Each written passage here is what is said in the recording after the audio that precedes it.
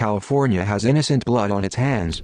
There was a Native American genocide, right here in California, with mass murders like the Sacramento River Massacre, in which hundreds of Wintu people were slaughtered near Redding, California. It is said 900 Native Americans were butchered by Captain Fremont and his soldiers. Most victims were women and children, pinned against the river.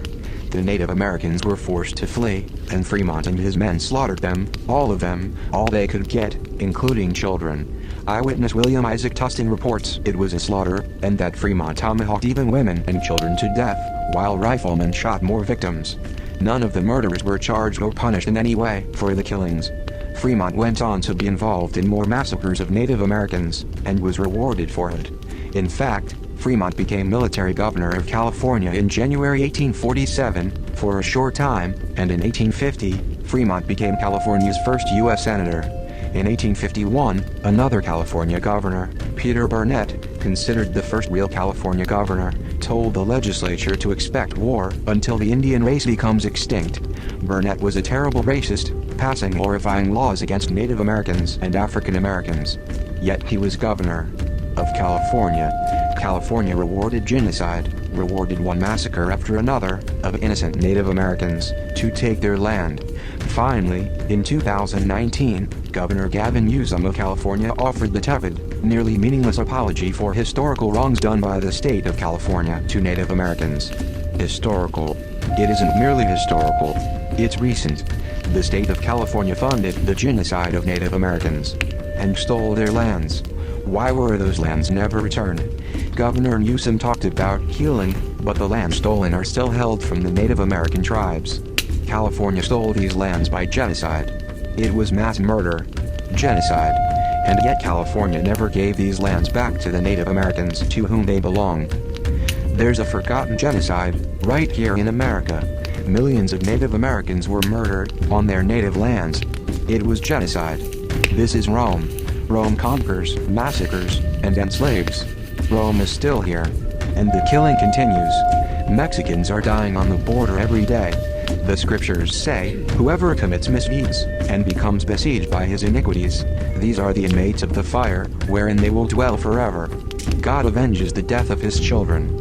Whoso sheddeth man's blood, by man shall his blood be shed, for in the image of God made he man.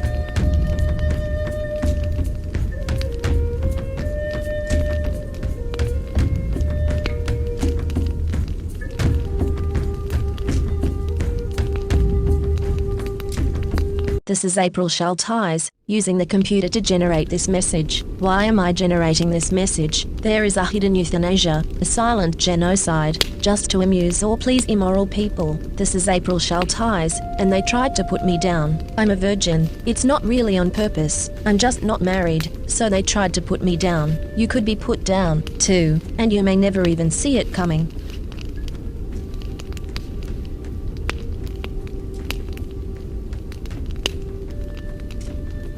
This is April Schulthies. Native America is a covenant land, given by the Lord to his covenant people for a perpetual possession. The forgotten genocide of Native Americans on the American continent was not forgotten by God, was not forgotten by God.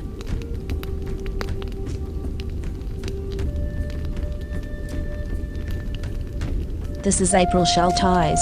This is Rome. You could be in the Roman arena and not even know it, the victim of a secret reality show. What happens if you, as a Christian, love God and try to live the golden rule instead of participating in the violence of Rome? They will kill you. In societies that consider themselves Christian, you are surrounded by Rome. Christianity makes you worship a trinity. That's three, not one. In fact, a triumvirate, a Roman triumvirate. Rome crucified Christ. It didn't convert to Christianity. Rome conquers. It does not convert. Rome is into violence and genocide. You'll die, easy kill, and Rome will be highly entertained.